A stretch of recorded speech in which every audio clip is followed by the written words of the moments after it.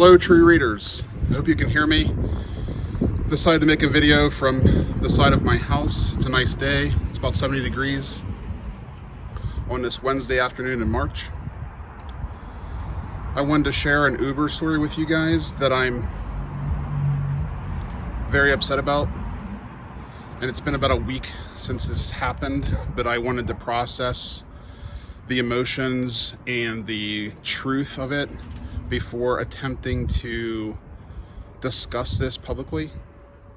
And I haven't written about it yet, and I don't know if I'm going to, but I am going to make this video about it just to get this off my chest for you, for me, for others who might see this.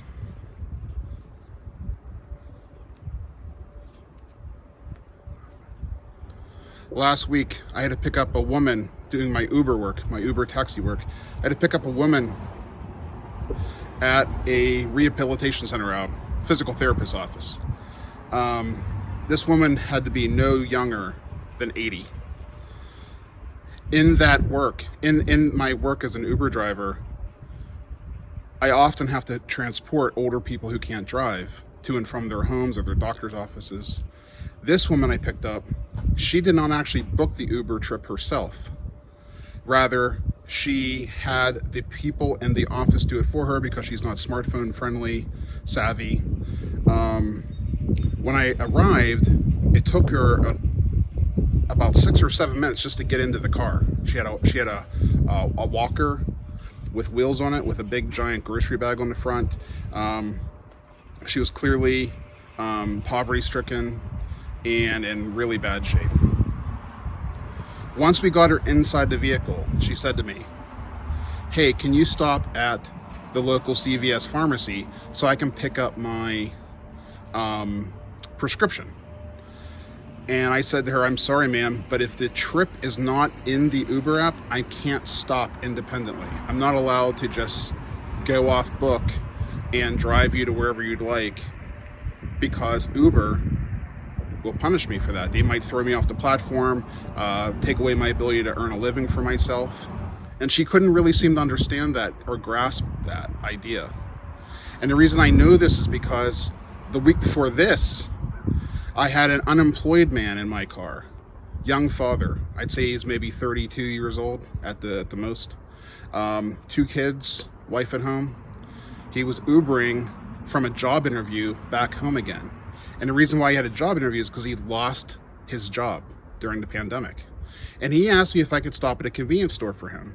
I think he wanted to pick up a pack of cigarettes or something. And I said yes, I would do that for him because it was on the route. And I didn't think Uber or Lyft or whoever I can't remember which rideshare service I was driving for that day. I didn't think they would have a problem with me stopping like simply in the middle of the route, not going off the route, simply stopping at a convenience store on the main drag. We were there for a total of maybe 3 minutes, and then I got a message saying, "You are doing work that's not within our guidelines. You do this again, you're going to lose your bonuses." Now, bonuses are these quest bonuses they give us, are full earnings. If you do so many trips, you get a full amount of the earnings. It's hard to explain. It's just the way that they keep you working full-time hours. So because of that incident, I was not confident in being able to take this older woman to the drugstore to pick up her prescription. Now, I asked her if she could just simply input a second stop in the app, at which point then I would be able to take her to the pharmacy. She did not know how to use her smartphone. She couldn't even find her smartphone in the vehicle.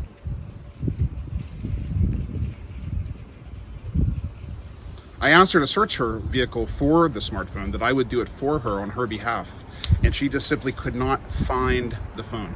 It was somehow within her bags or within the walker, the bag attached to the walker that I had previously put in the trunk.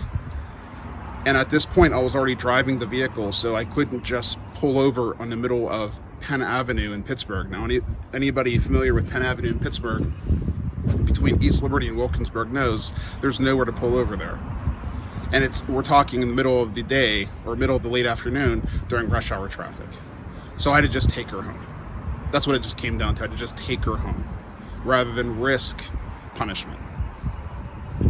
And when I got her closer to her home, which by the way was in the projects of Rankin, PA. Anybody who knows Rankin, PA knows that's a poor former steel city, steel town. And the people who are there now are devoid of industry, devoid of any real local purpose. The people who live there and work have to commute into the city or into another neighborhood such as Cranberry or Robinson Township or even Monroeville. They cannot work there, and there's a lot of public housing, a lot of poverty. And that's where this older senior citizen lived. And as we were pulling into her parking lot for her project housing, she said to me, "That's okay, Ron. I'm going to go ahead and just get a jitney." Anybody who knows anything about actual jitneys knows they are not to be trusted. The men and women who work as jitney drivers, a lot of them are honest. A lot of them are just hardworking people just trying to make it, especially in towns like Rankin where there's no industry. However, there's no regulation surrounding them, and it's illegal work. They're not usually properly insured. Their cars are usually not in great shape, and at times there are criminals who run those cars. And an older 80-year-old woman with a few bucks in her wallet going to the drugstore, you don't know what's going to happen. You just don't know what's going to happen. So this is my dilemma. This was my dilemma at that moment. It's my continual dilemma. That I was a coward. That I chose not to break the rules in order to do the moral and just thing. I chose to follow the rules as an obedient servant of power.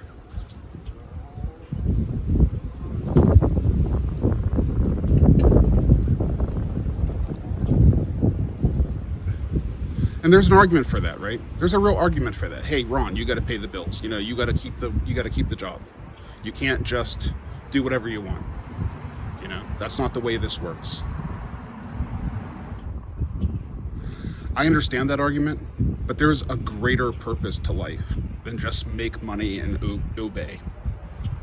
We know people through history, the kind of people through history who simply never questioned a thing and obeyed.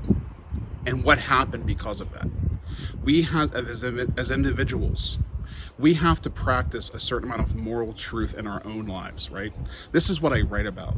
This is what I try to seek out every day within myself, and I try to help my readers, you. I try to help you seek this out in your own lives, through identity, through art, through poured blood on a page.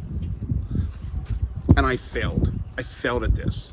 And I have no idea if that woman made it. I have no idea if that woman got her meds. I have no idea what happened to her. I have no idea how much money the jitney charged her and how much more impoverished she is today because of that. No idea.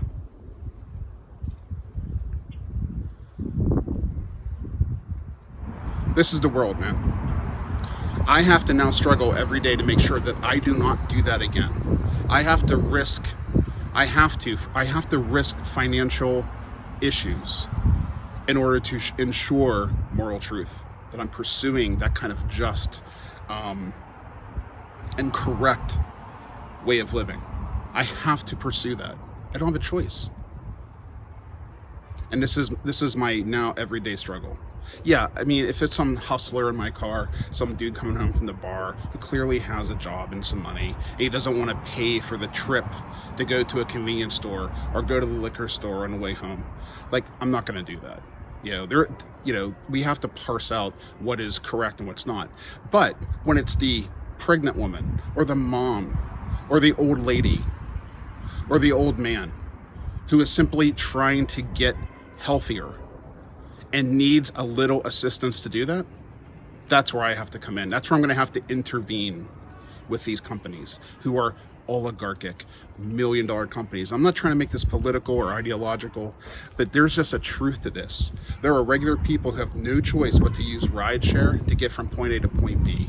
It's arguable the bus system in the suburbs of Pittsburgh isn't great to begin with, and rideshare has kind of cut into that a bit, so it's true. So poor people who can't afford vehicles and the expensive cost that comes with a vehicle, car payments, car insurance, maintenance, gasoline, it's exorbitant pricing for somebody who makes $9 or $10 per hour. No one can afford it.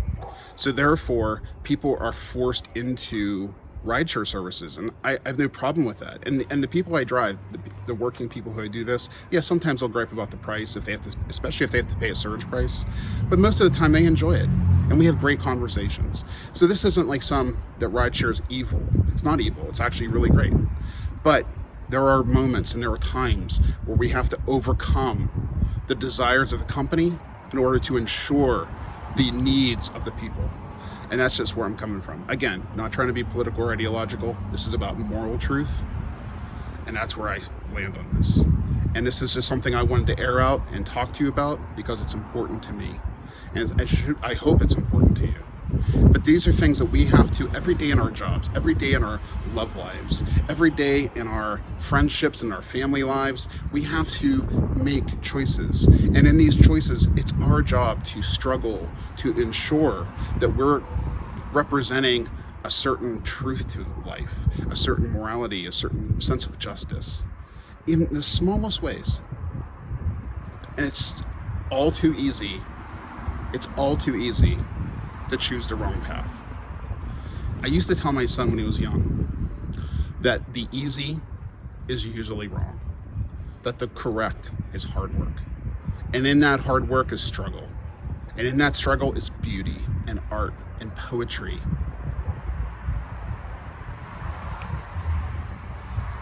I don't have a poem prepared today for you, but I will be making more videos and I will include poetry. Thank you so much. I hope you guys are enjoying this kickoff to spring. Today it's a beautiful sunny day. I have to go to work soon. I'll be working into the evening tonight. I'll probably leave here around 5 p.m. It's right now, it's around 2:30.